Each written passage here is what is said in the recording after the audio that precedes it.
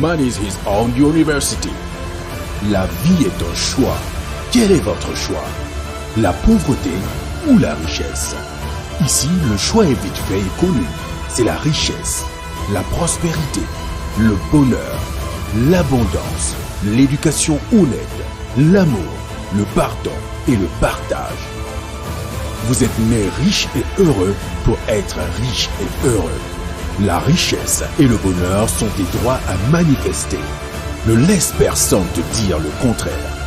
Même pas moi, coach Simon Ouedraogo. Nos conférences, séminaires et formations sont taillées sur mesure pour vous. Mesdames et messieurs, bonjour, bonjour, bonjour. Merci pour votre présence, merci pour tous vos commentaires, merci pour vos messages d'harmonie, merci pour vos messages de pensée positive. Je vous aime, je vous adore. Bienvenue encore une fois sur cette chaîne. Bienvenue sur ici, où vraiment ceux qui veulent vraiment réussir, ceux qui veulent avancer, ceux qui veulent voir vraiment leur vie changer, viennent vraiment pour s'abreuver, viennent pour s'inspirer. Ensemble, nous pouvons tout faire. Le titre de cette vidéo, ou du moins ce que je veux que vous cherchiez dans cette vidéo, c'est Be a Risk Taker. Nous devons être des preneurs de risques. Et parlant de risques, dans cette vidéo, allons-y voir la citation d'un des hommes les plus riches du monde qui s'appelle Warren Buffett. Il a dit « Risk comes from not knowing what you are doing ». Le risque, c'est quand tu ne sais pas ce que tu fais qu'on appelle un risque. Et quand tu écris le mot « riche » en anglais, et quand tu mets le mot « risque », vous voyez que c'est R-I-R-I, « risk and rich ». D'ailleurs, bon, en prononciation, les rappeurs même vont me dire que ça rime. Donc voici les gens qui veulent être riches et ils ne veulent pas prendre des risques. Je veux être riche, veut tout simplement dire je veux prendre des risques. Maintenant, nous sommes tous embarqués dans un film où personne ne va sortir vivant. Vous et moi, vous qui me suivez, moi qui suis en train de parler. Nous sommes embarqués dans un bateau, dans un film où il n'y aura aucun survivant. C'est-à-dire, dès lors que tu es né, tu viens au monde, au finish là-haut, on va dire que quoi? Si on a dit que tu es né, il reste une parole. Un jour, on va dire que tu es mort. Voici des gens qui viennent dans un monde où ils n'ont pas doté de pouvoir d'éternité, comme même les pierres. Les pierres sont là. Peut-être qu'on peut venir les casser avec des grisous et tout. Des coups de grisou dans les mines et tout, pour écraser, chercher peut-être des minéraux à l'intérieur. Mais les pierres au bord des voies, des granites et tout, parce qu'on connaît certaines pierres qui datent de plusieurs milliers d'années, ils sont là, on les a pas écrasées. Tu n'es pas un matériel, tu n'es pas un objet, tu n'es pas un arbre mystique, ou bien tu n'es pas un produit fini, comme peut-être l'acier, qu'on va dire que bon, dès lors que tu es ici, au moins 200 ans, 300, nous sommes des humains. Et un être humain est engagé dans un film où il ne va pas sortir vivant. Comment je pense que dans cette vie-là, moi je ne vais pas sortir vivant? Ah, je m'assois, je dis, quoi? Je dis, moi je ne vais pas sortir vivant? Et la réponse est, ouais, Coach Simon, we are sorry, but tu ne vas pas sortir vivant dans cette vie-là. J'ai dit, aïe. Donc je me suis assis, j'ai médité là-dessus. J'ai dit, donc moi-même, je ne vais pas sortir vivant. On dit, bon, tu peux demander le nombre d'années que tu veux, mais tu ne vas pas sortir vivant. Si tu veux dire que tu veux 100 ans, tu peux dire que tu veux 120 ans. De toutes les façons, si tu demandes jusqu'à 150 ans, c'est toi-même qui vas écrire des lettres après pour dire que non, tu veux partir. Parce qu'il y a des gens qui ont demandé 150 ans, après ils sont couchés à la maison, ils ne peuvent pas manger eux-mêmes, ils ne peuvent pas se déplacer. Bon, quand dans la vie aussi, tu dois vieillir et que tu dois te déféquer sur toi, faire pipi, et puis c'est des gens qui viennent laver tout le temps. Bon, et que tu ne peux pas parler, à un certain moment, vraiment, ce n'est pas très intéressant. Nous vous souhaitons tous longue vie. Je veux que chacun de vous qui êtes en train de suivre cette vidéo, longévité, parce que longévité, c'est vraiment un remède qui te permet de te venger de façon positive. Surtout, quand on a longue vie, même à 60 ans, on peut révolutionner. Quand on a longue vie à 70 ans, d'ailleurs, Donald Trump, quand il partait à la Maison Blanche, c'est 71, 72 ans. Donc, ça veut dire que quand tu as longue vie, tu peux tout faire. Donc, je vous souhaite longue vie. mais j'aurais bien voulu vous souhaiter une éternité physique.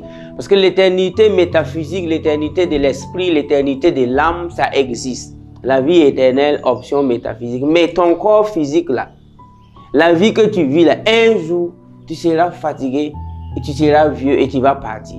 Donc si nous sommes embarqués dans un programme où il n'y aura pas de survivants, la question que je vais vous poser, pourquoi on ne vit pas? Pourquoi nous ne sommes pas à mesure de prendre des risques? Sauf le risque de notre vie, bien sûr. De toutes les façons, la seule chose que tu ne dois pas risquer, c'est ta vie. Mais le reste, là, il faut vraiment sortir de ta zone de confort parce que dans le programme A50, dans le projet de je veux avoir 1 milliard de dollars d'ici 2050, j'étais obligé de faire des micro-trottoirs ici au Burkina, en Côte d'Ivoire, au Tchad, au Niger, au Sénégal, à Madagascar, un peu partout. Par exemple, au Tchad, c'est vrai que j'ai des conférences là-bas partout. Il y a des pays, j'étais obligé de demander à des étudiants qui sont venus à la GCAP, qui ont participé à des conférences, des séminaires à Dubaï. Parce qu'à Dubaï, pour nos séminaires, minimum c'est 12 et c'est 20 personnes, 25 personnes, souvent 10 nationalités, 12 nationalités. Donc je demande souvent à certaines nationalités de faire cette enquête-là dans leur pays. Donc il y a des gens qui ont réalisé ça en France, en Suisse, il y a des gens qui ont réalisé ça en Australie, ils ont réalisé ça au Tchad, ils ont réalisé ces enquêtes au Maroc, ils ont réalisé ces enquêtes au Bénin, au Togo, ils ont réalisé ces enquêtes-là un peu partout. Je vous livre les résultats de ces enquêtes pour que vous puissiez voir comment nous ne devons pas vivre une vie vraiment, je dirais, stagnante. La stagnation, c'est la mort. Parce que quand vous voyagez, vous avez l'impression que les arbres vont dehors, surtout quand vous êtes dans une voiture. Quand vous regardez les arbres, c'est comme s'ils vont... Quand vous voyagez, vous regardez les arbres, c'est comme si les arbres vont derrière. Non, les arbres sont statiques. Ils sont arrêtés sur place. Et comme toi, tu avances à une vitesse peut-être 100 à l'heure, tu vois que tous ceux qui n'avancent pas reculent. Donc, ces enquêtes, c'est quoi? Moi, j'ai donné le sujet d'enquêter sur minimum, j'ai pris 40. Parce que c'est un chiffre quand même. 40-40. J'ai dit à chacun, vous devez interviewer 40 personnes âgées de minimum 70 ans. Et débrouillez-vous pour s'assurer que la personne vraiment vit dans la pauvreté. Donc voici le résultat des enquêtes que je vais vous montrer et vous dire vraiment comment d'ailleurs le projet A50 va vous sauver et comment chacun même en suivant cette vidéo peut commencer à planifier son avenir. Et ces personnes, j'ai dit, il faut qu'ils aient 70 ans et il faut s'assurer qu'ils vivent dans une pauvreté économique notoire. J'ai dit bien pauvreté économique parce qu'il y a des vieux à partir de 70 ans, même si tu n'as pas 5 francs, tu as une richesse à quelque part. Donc, mais je voulais m'attarder sur la pauvreté économique. C'est-à-dire il a 70 ans, mais il n'a même pas 1 million, il n'a pas 2 millions. À faire de 5 millions, il n'y en a pas. Et maintenant, j'ai dit de les poser la question qui n'ont qu'à dire la vérité, n'ont qu'à jurer. Rien que la vérité. Vous avez 70 ans, dites-moi, est-ce que vous vous êtes déjà fixé un objectif d'1 milliard depuis que vous êtes né jusqu'à aujourd'hui? Tenez-vous bien. Dans tous les pays qu'on a posé la question, il n'y a pas eu une seule personne qui a répondu par oui. Une seule. Je dis bien une seule. Si j'avais vu une seule. En France, ils ont posé des questions. À des gens même qui ont travaillé, ils sont allés à la retraite. On leur a demandé s'ils ont déjà écrit noir sur blanc, s'ils veulent 1 milliard d'euros. Dans les pays qui ne consomment pas l'euro, Madagascar, Burkina, on a demandé à des gens, ils ont 70 ans. Ça ne va pas économiquement ce jeu. On les a posé la question, est-ce que vous avez déjà rêvé que vous pouvez avoir 1 milliard? Il y a un qui m'a dit que 50 millions, même lui, il n'a jamais pensé à ça. 50 millions, il n'a jamais pensé à ça. Ils ont été honnêtes, puisqu'on a réalisé de façon un peu, je dirais, psychologique, juste pour ne pas vexer quelqu'un. Mais il y a d'autres qui, pour répondre même, les gars, il dit combien? 1 milliard. 1 milliard. Voilà. Donc, selon vous, qu'est-ce qui s'est passé? Il s'est passé qu'ils n'ont jamais rêvé. Alors qu'on vous a dit dans les chansons pour les enfants, roll, roll your boat gently down the stream, merrily, merrily, merrily, life is about a dream. Life is about a dream. La vie, c'est une question de dream. Et il y a une des plus grandes, je dirais, maisons de production cinématographique qui s'appelle Dreams Walk. Ils ont tourné des grands films. Paramount, Dreams Walk. Allez-y, tapez Dreams Walk, vous allez voir que c'est une grande... Les rêves, ça marche. Donc, si vous ne vous êtes pas encore assis pour dire, bon, voici, je décide d'avoir telle somme dans ma vie. Si tu n'as pas encore pris cette décision-là, de toi à moi, pourquoi tu vas avoir cette somme? C'est pourquoi ce n'est pas pour rien que chez nous, c'est pas pour rien qu'à A50, que tu le veuilles ou pas, on t'exige à te fixer un objectif de $1 billion in 2050. You have to do that. C'est donc notre premier, je dirais, premier coup, premier pas, c'est de te fixer un objectif d'1 milliard de dollars d'ici 2050. Et là, maintenant, on commence maintenant à te former, à te faire suivre toutes les formations, à voyager, à rencontrer vraiment les gens qu'il faut rencontrer. C'est pourquoi, quand je vous parle de risque, entre celui qui est riche et celui qui est pauvre, de vous à moi, qui a pris plus de risques? Demandez à quelqu'un qui a 80 ans, qui ne peut pas avoir 1 million, et quelqu'un qui a 80 ans et qui est milliardaire. Demandez-les. Vous allez voir qu'en réalité, celui qui n'a pas pris de risques, alors qu'il a pris de risques, c'est celui qui a 80 ans. L'autre n'a fait que prendre des risques, mais l'autre là, il a pris plus que des risques. Donc, le risque n'est pas prendre des risques, c'est ça le plus grand. C'est ça même les risques. Le risque, c'est quand tu ne prends pas de risques, c'est déjà dit. Et les grands milliardaires comme les Jack Ma en Chine, les Anthony Robbins, les méga milliardaires, les méga best-sellers, et ils ont toujours dit de commettre toutes les fautes. Il faut il faut échouer au maximum avant l'âge de 30 ans. Bon, ils ont dit 25, mais laissez-moi ajouter 5 ans parce qu'on est entre nous ici avec les suspens d'âge et tout, c'est pas simple. On s'est réveillé un peu tard. Donc, moi je dis, il faut que tu commettes toutes les erreurs possibles avant 30 ans. C'est-à-dire, personnellement, moi j'ai eu ce privilège de perdre vraiment près de 200 millions ici, j'ai fait des capitalisations, 20 millions ici, 10 millions ici, 5 millions ici.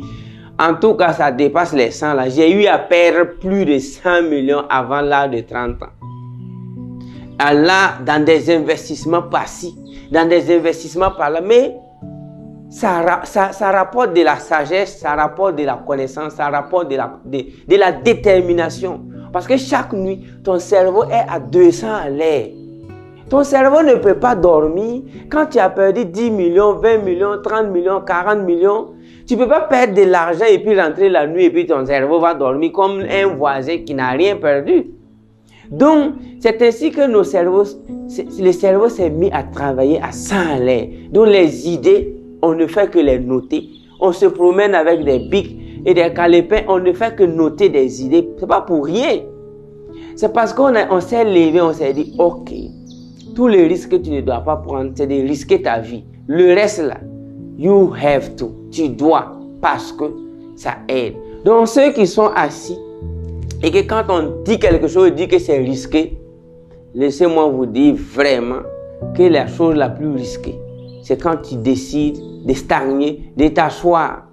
Quelqu'un qui gagnait 300 000 francs en 1980 était peut-être riche. Mais aujourd'hui, avec 300 000 francs dans l'année 2010-2020, toi-même tu sais ce que tu peux faire avec. La réponse, c'est quoi? Peut-être que tu ne peux pas faire grand-chose avec. Donc tu peux rester constant ou du moins rester statique. Je ne vous souhaite pas la stagnation. La stagnation, c'est la pire des choses. Soyez des gens qui évoluent. J'aime me moquer souvent de mes petites sœurs. Quand elles me disent qu'elles veulent un homme à la situation stable, j'ai ri, j'ai dit, mais comment ça? J'ai dit, mais il faut chercher un homme à la situation évolutive. Hein? Parce que si ton homme a une situation stable, d'ici 2030, si vous êtes toujours stable, mais est-ce que vous avez avancé? Supposons qu'il gagne peut-être 500 000 francs aujourd'hui. Si d'ici 2040, il a toujours 500 000 le mois, mais c'est toi-même qui vas dire que ça ne va pas. Parce qu'il y a des gens qui ont dit, ah, Mon mari a une situation stable. Depuis 1980, il est quitté de 200 000 le mois à 210 000. De toute façon, c'est stabilité tu cherchais, il est stable. Donc, nous devons chercher des situations évolutives, des situations qui évoluent. Donc, prenez des risques et la meilleure manière de prendre des risques, c'est de bosser, c'est de lire et c'est d'apprendre, c'est de se cultiver et c'est d'essayer. Toujours try and see. Il faut toujours essayer. Parce que la zone de confort, ça tue. Se contenter vraiment du peu qu'on a, ça tue.